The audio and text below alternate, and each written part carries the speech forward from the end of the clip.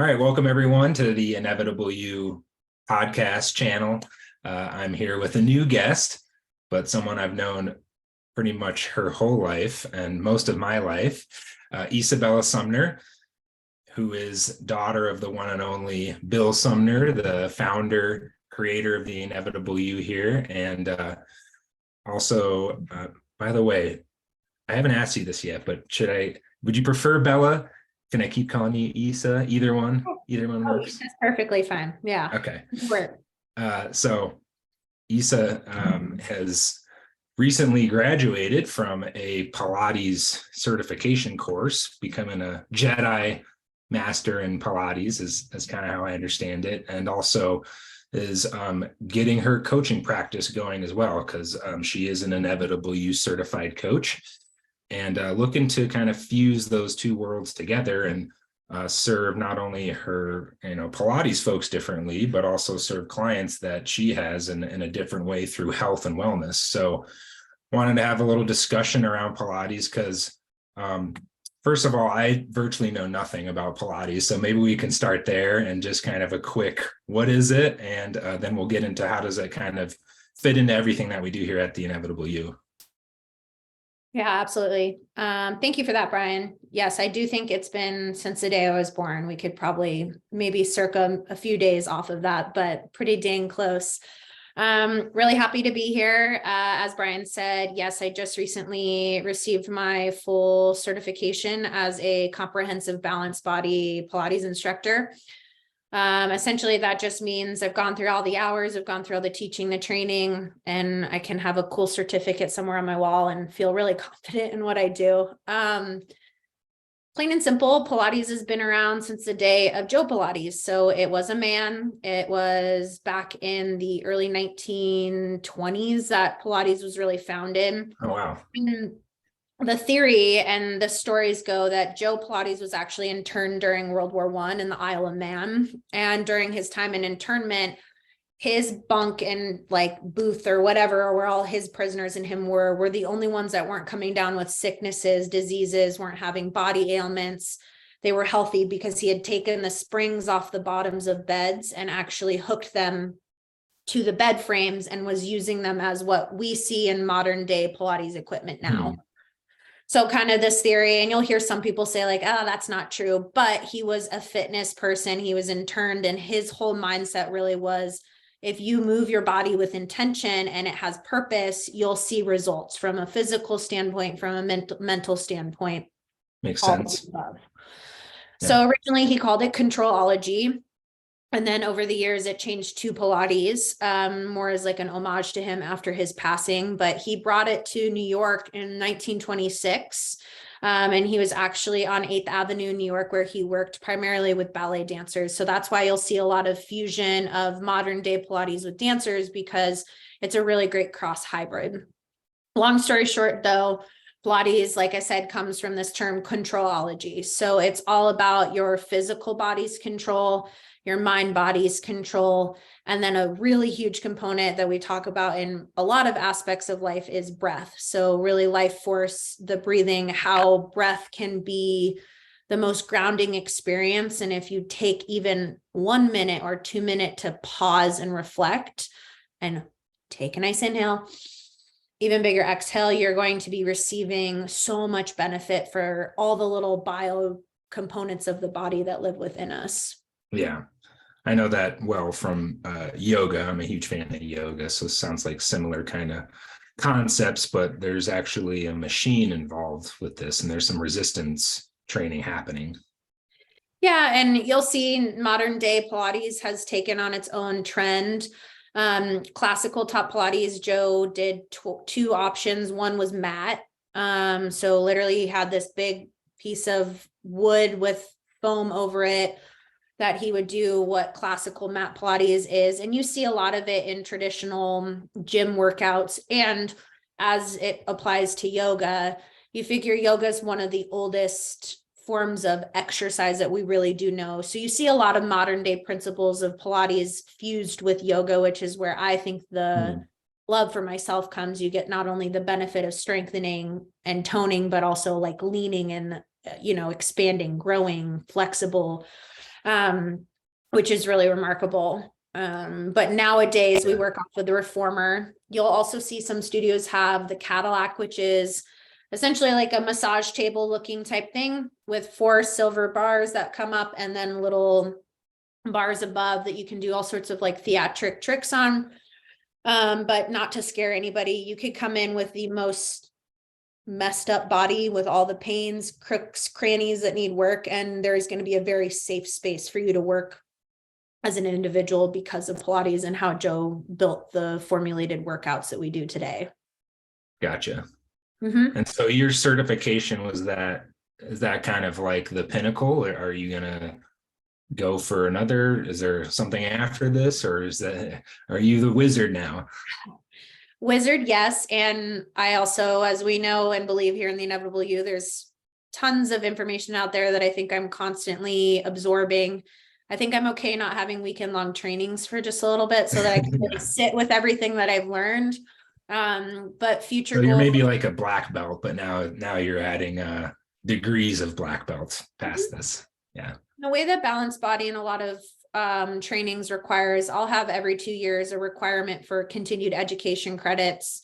Just like in yoga, you meet people who are 200 hour up to 700 hour. It's really how much time are you putting in? And then that even can fall back to the theory around like a master in their craft is a 10,000 hour individual who's put a lot of space into it. And I'm closing in on 10,000, but even then I feel like there's reach after. My next big goals is I really want to look into further developing somatic healing training, as well as some breath work series, and not the full traditional modern day breath work, but really learning about our life force and how critical it is to who we are as humans today. Yeah, love it. So not sure where you want to start with this, but relating it back to the work that we primarily do here on mindset and thought patterns. How do you see it relating and supplementing, kind of all that side of work that we do? Yeah, so I'll just briefly go through a couple of things that I know really drive people to Pilates. It could be individual levels of pain. It could be just wanting a switch up in routine. A couple of things that Pilates really can benefit is core strength.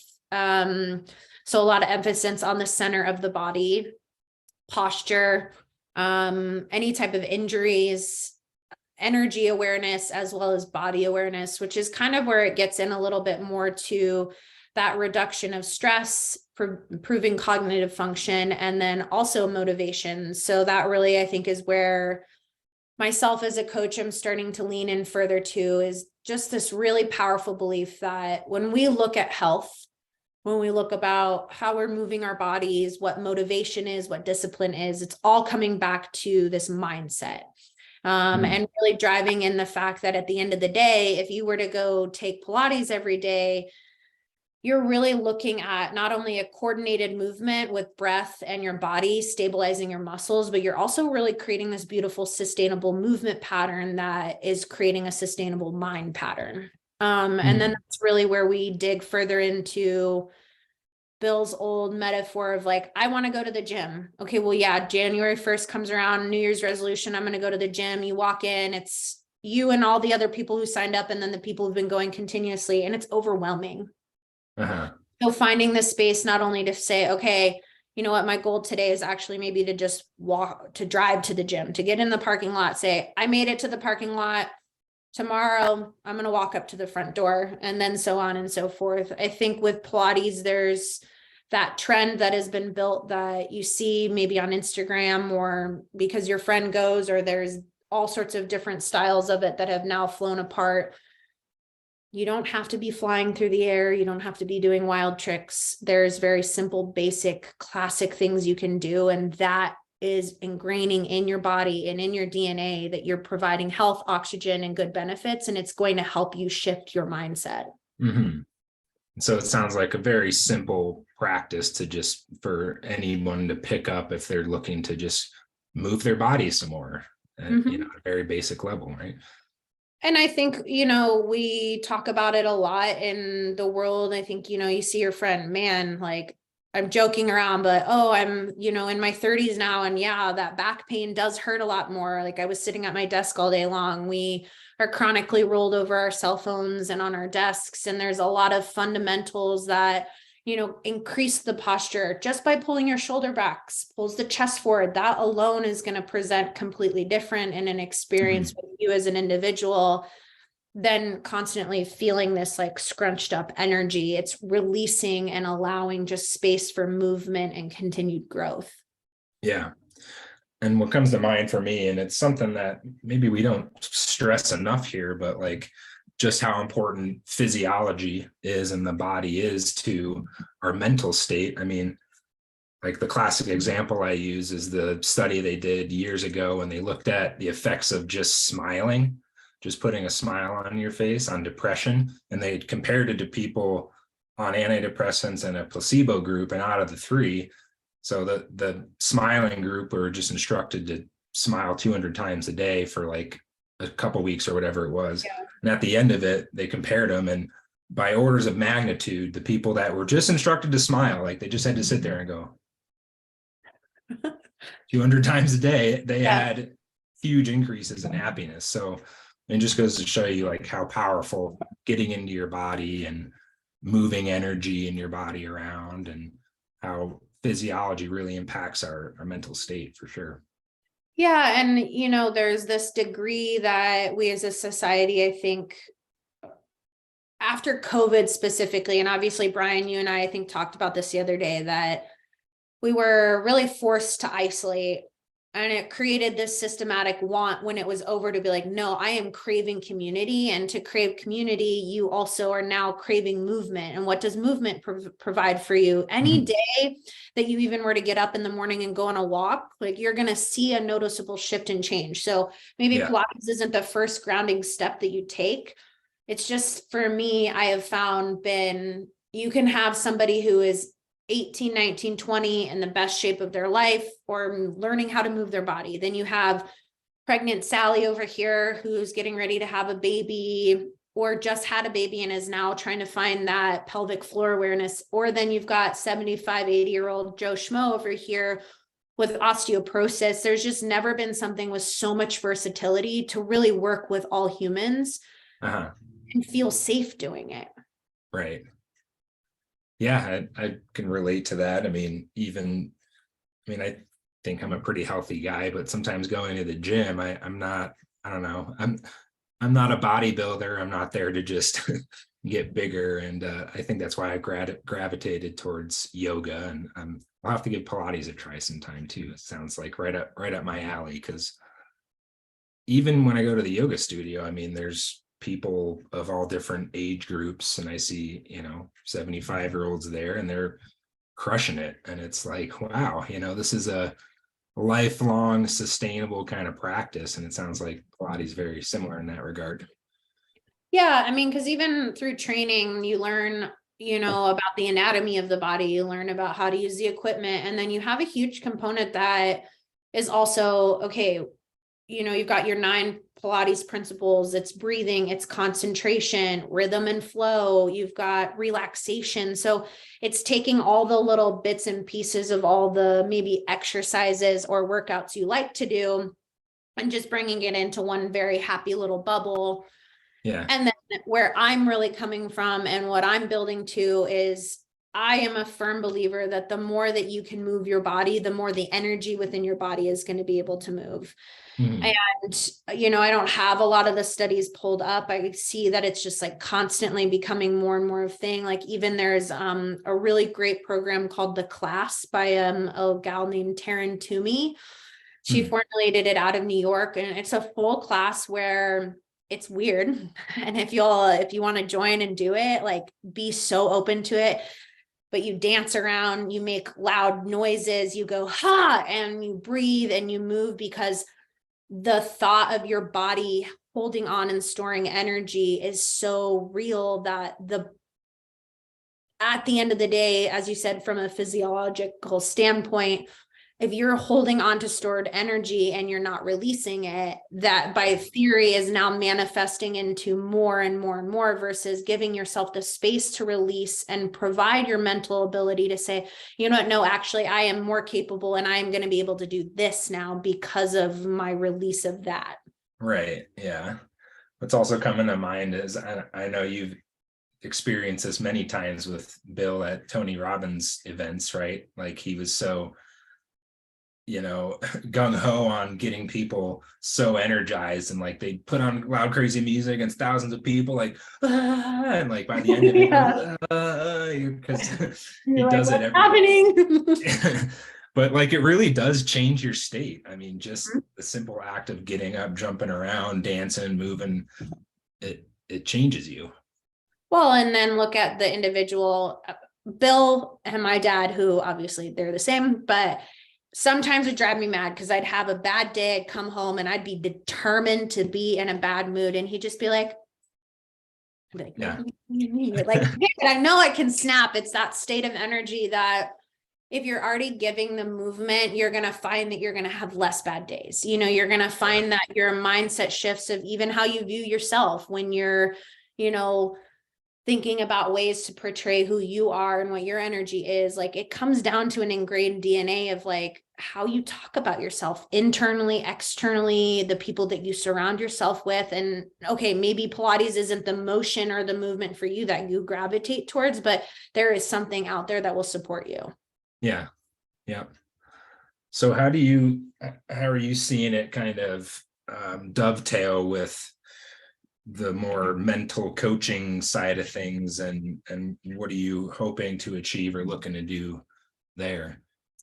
Yeah, so I'm in a great growth phase right now. My big goal was to get through the certification, and then I've learned over the last few years, and obviously still continue to learn, really how grief plays a pretty prominent role upon society right now.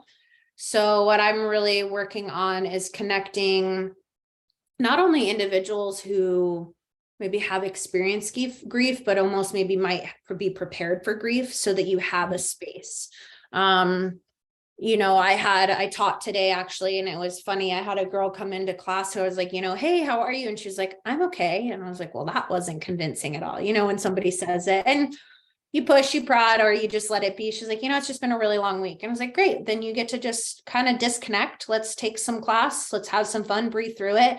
And at the end of class, she literally was like, that was just really fun. And I feel like I'm in a better mood. Granted, okay, yes, I led the class, but at the end of the day, it was her choice to make the switch to say, I'm having a bad week. Yeah. But I just set aside the time, the space for me to move. And that's really where I'm trying to work with people of all ages. I do think I'm prone to gravitate towards maybe a collective of humans where I live that need support from just an energetic standpoint. Mm-hmm. But I mean, it doesn't matter. You can be 10 years old, you can be 90 years old, and you can still have bad days, and you can reset the mental work that tells you, is it a bad moment or is it a bad day? Yeah. Yeah. And I think where it can be really powerful is, as impactful and powerful that as movement can be, I feel, at times it can still be like, people might use it to just distract themselves or sweep things under the rug for a little bit, or just a temporary relief, and without going into the depths of their mind to really kind of rework some things, reprogram, use tools that we, use all the time with clients here to, rewire their minds. So I see putting those two together as being like the holy grail almost of change and transformation.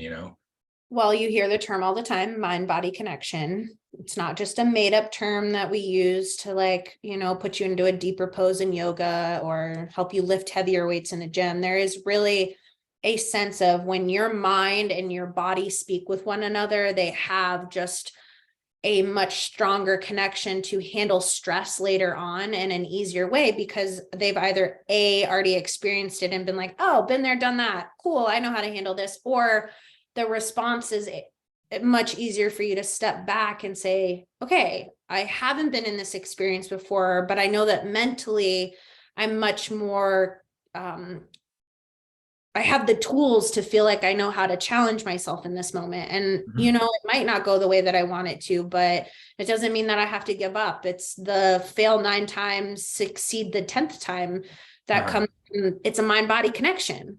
Yeah.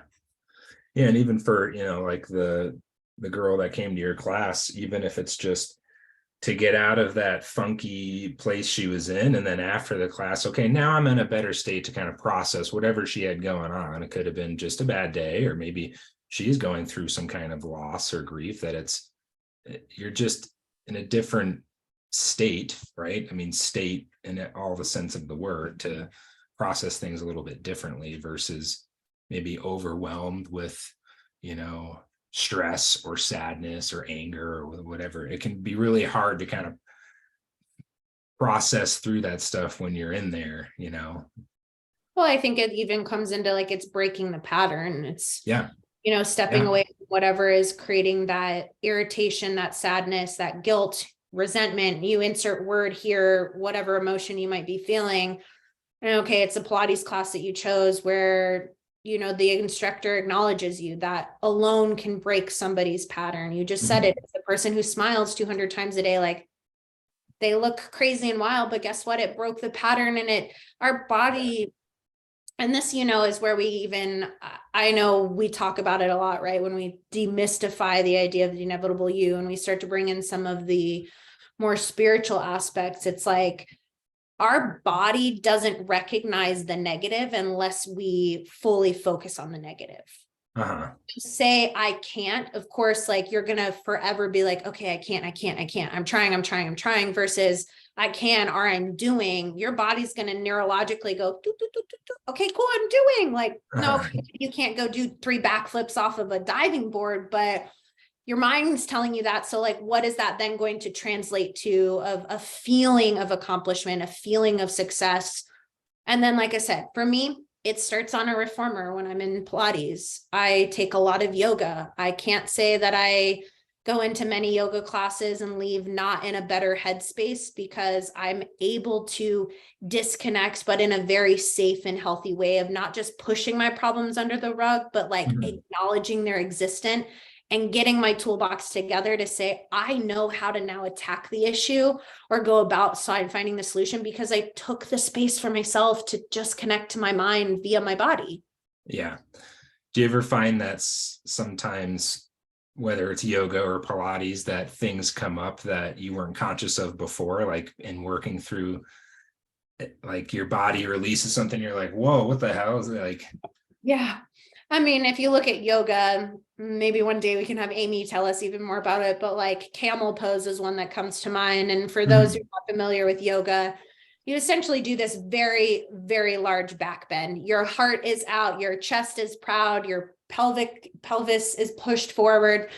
And like some humans, position. Oh, your hips are open, your hips are your storage space for emotions. And the amount of times that an instructor will be like, we're going to go into camel, I'll be like, oh, I don't know if I want to do that today. I'm like, okay. And I'm like, and then like, I'll just go into Shavasana.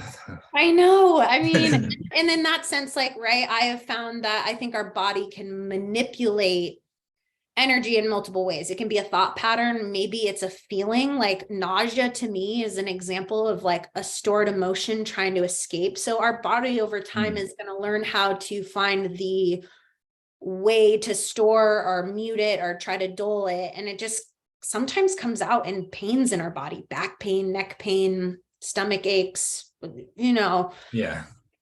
Well, we were just talking before this that we both were experiencing some nausea, and I couldn't pinpoint it to any. It's not like I ate anything crazy last night. I ate a chicken stir fry that I make like all the time. Yeah. And I woke up like, and it felt more energetic than just a physical thing, but my body was, maybe TMI, trying to release the energy in its ways, and didn't feel good. I call it the energetic hangover. Like I always get energetic hangovers, like a lot of times around a new moon, a full moon cycle. And it's not always a negative hangover as much as the term connotates that, but it's just the release process of like, when you can take your emotional stamina, and if you were to put it in a bottle on the shelf, that's like not even possible, because the amount of emotions that you feel in a nanosecond, they're changing constantly. So when you have an overall arching, like what you and I had of waking up both this morning with like kind of weird upset stomachs, and us being like, it must have been dinner last night. We should have actually been like, oh, maybe it's actually something energetic. And now after we're done with this, I might maybe go think a little bit harder as to like what energy maybe came up for me overnight that I really needed to release this morning. Right.